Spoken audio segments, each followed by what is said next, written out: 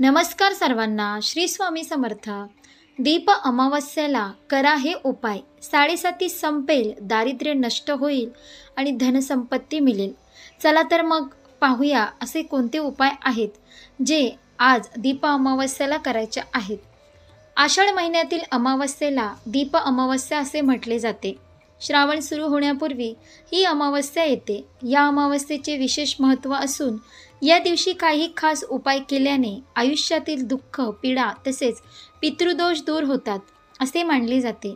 यंदा दीप अमावस्या ही 24 जुलैला असून या दिवशी कोणते उपाय करावेत ते पाहूया. श्रावण सुरू होण्याआधी आषाढ महिन्यातील अमावस्या म्हणजेच दीप अमावस्या येते. आषाढ दीप अमावस्येने आषाढाची सांगता होऊन श्रावणाची सुरुवात होते. दीप अमावस्येला गटारी अमावस्या असे देखील म्हणतात. ही अमावस्या चातुर्मासातील पहिली अमावस्या असते. चातुर्मासात भगवान विष्णू निद्रावस्थेत जाऊन ब्रह्मांडाचा भार हा भगवान शिव या काळात सांभाळतात. त्यामुळे हे 4 महिने धार्मिक सण उत्सवाच्या बाबतीत महत्त्वाचे मानले जातात.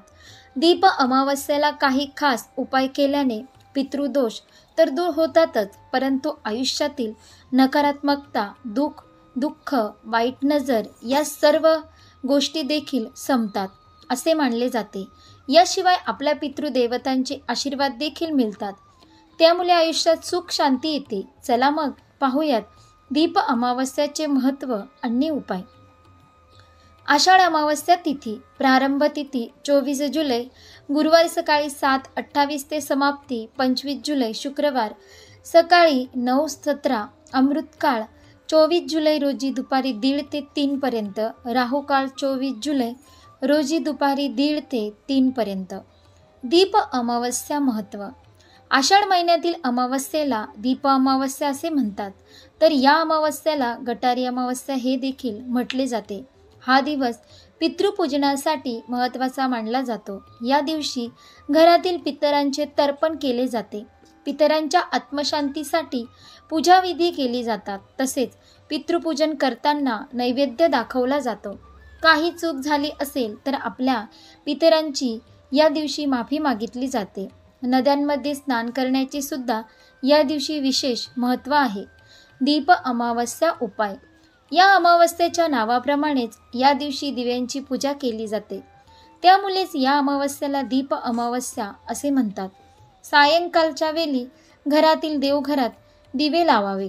सर्वात प्रथम दिवे लख्ख करून घ्यावेत. मग त्यात तेल किंवा तूप घालून दिव्याची छान आरास करावे. आपले देवघर या दिवशी दिव्यांनी उजळून द्यावे. दिव्यांभोवती रांगोळी काढावी. दिव्यांना अक्षता, फुले आणि हळद कुंकू वाहून पूजा करावी. काही जण या दिवशी कणकेचे गोड दिवे उकडून त्यांचा नैवेद्य दाखवतात. आपल्याला आपापल्या पद्धतीनुसार या दिवशी दिव्यांची पूजा घरात करावी. असे म्हणतात की दीप अमावस्येला दिव्यांची पूजा केल्याने घरातील नकारात्मकता दूर होऊन आयुष्यात आनंदाचा, सुख, समृद्धीचा प्रकाश पडतो. सकारात्मक ऊर्जेने आयुष्य उजळून निघते. तसेच आपल्या लहान मुलांचे देखील या दिवशी पूजन करण्याचे महत्त्व आहे.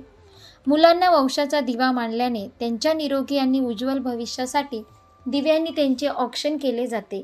तुम्ही देखील यंदाच्या दीप अमावस्येला हे उपाय करून आपले आयुष्य सुख समृद्धीने उजळून टाका. दीप अमावस्या पूजाविधी. दीप अमावस्येच्या दिवशी घरातील दिवे घासून पुसून ते एका पाटावर मांडावेत. घरात खूपच दिवे असतील तर नेहमीच्या पूजेतील कुटुंबात वंश परंपरागत असलेले असे काही महत्त्वाचे दिवे पूजेसाठी ठेवावेत. शक्यतो प्रत्येक दिव्याखाली छोटी ताटली ठेवावी, म्हणजे ओघळणारे तेल त्यात जमा होते. पाटाखाली छोटीशी तरी रांगोळी काढावी. पाट नसल्यात केळीच्या पानावर दिव्याची स्थापना करावी. त्यांना हळदी कुंकू, फुले वाहून नैवेद्य दाखवावा. नैवेद्यासाठी दूध, साखर, दूध, गूळ, लाह्या, बत्तासे, पेढे, फळे असे काहीही चालते. उदबत्ती व निरांजन लावून ओवाळावे. पूजा करावी. दिव्यांसाठी जोडवात. दिव्यांमध्ये वाती या कापसाच्याच असाव्यात आणि शक्यतो जोडवात लावावी. जीवाशिवाच्या एकरूपतेचे, अद्वैताचे प्रतीक म्हणून जोडा. सलामत राहावा म्हणून अशी यांची कारणे सांगितली जातात. परंतु शास्त्रीय कारण असे की 2 वातीमुळे केशाकर्षण योग्य प्रकारे होऊन ज्योतीला तेलाचा अखंड पुरवठा होतो आणि दिवा नीट तेवत राहतो. अशा प्रकारे दीपपूजा झाल्यावर दिव्यांची पौराणिक कहाणी वाचावी. दिव्याला नैवेद्य. दिव्यांचे तोंड मुख्य म्हणजे त्यांच्या वाती. हे तोंड गोड करण्यासाठी या वाती खडीसाखरेच्या खड्याने पुढे सरकवतात आणि नंतर त्या उजलतात. काही जण प्रत्येक वातीच्या मुखाशी साखरेचे 4-5 दाणे ठेवतात. या दिवशी अनेक समाजात प्रदेशनिहाय काही खास पक्वान करण्याची एक छान खाद्य संस्कृती महाराष्ट्रात आहे. विविध घरामध्ये परंपरेनुसार खीर, पुरण, उकडीचे मोदक, उकडीचे दिवे, कणकेचे गोड दिवे, मुरड, कानवले, दीड पुरण इत्यादी पक्वाने केली जातात. अशा खास पक्वानांचा नैवेद्य दाखवतात. मुले म्हणजे वंशाचा दिवे, मुलगी आणि मुली देखील, म्हणून काही ठिकाणी मुलांचे औक्षण केले जाते, त्यांना ओवाळले जाते. सायंकालीन पूजा. सायंकाली दिवे सर्व उजळून पेटून आरती करावी. आरतीपुरती घरातील विजेचे लहान मोठे सर्वांच्या सर्व दिवे चालू ठेवावेत. बाहेर काळोख, पाऊस, थंड हवा आणि घरात उजळलेल्या सर्व प्रकारचे सर्व दिवे पाहून खूप प्रसन्न वाटते.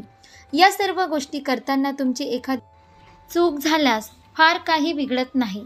देवाला तुमची मनोभावे केलेली भक्ती हवी असते. तुमची चूक झाली तर तो तुम्हाला ठोकून काढीत नाही. त्यामुळे सण आनंदाने आणि श्रद्धेने साजरा करावा. दडपणाने, भीतीने करू नये. तसेच सोबत दिलेली दिव्यांची नावे घ्यावीत. दिव्यांच्या निरंजनाची आरती. प्रत्येक पूजेमध्ये आपण देवासमोर निरंजन ओवाळून आरती करतो, परंतु दीप अमावस्या हा सण दिव्यांचा म्हणून या दिवशी दिव्यांची आरती म्हणून पूजेची सांगता करावी. पंचप्राणाचे निरंजन करुनी, पंचतत्वे वाती परिपूर्ण भरुनी, मोहमतेचे समूळ भिजवावोनी, अपरोक्ष प्रकाश दीप पाजळुनी. जय देव जय देव जय निरांजना, निरांजन ओवाळू तुझिया समचरणा. ज्वाला ना काजळी, ना दिवस ना राती, सदोदित प्रकाश भक्तीने प्राप्ती. पूर्णानंदे धालो बोलो मी किती, उजळो हे शिवराम भावे ओवाळती. जय देव जय निरांजना, निरांजन ओवाळू तुझिया समचरणा.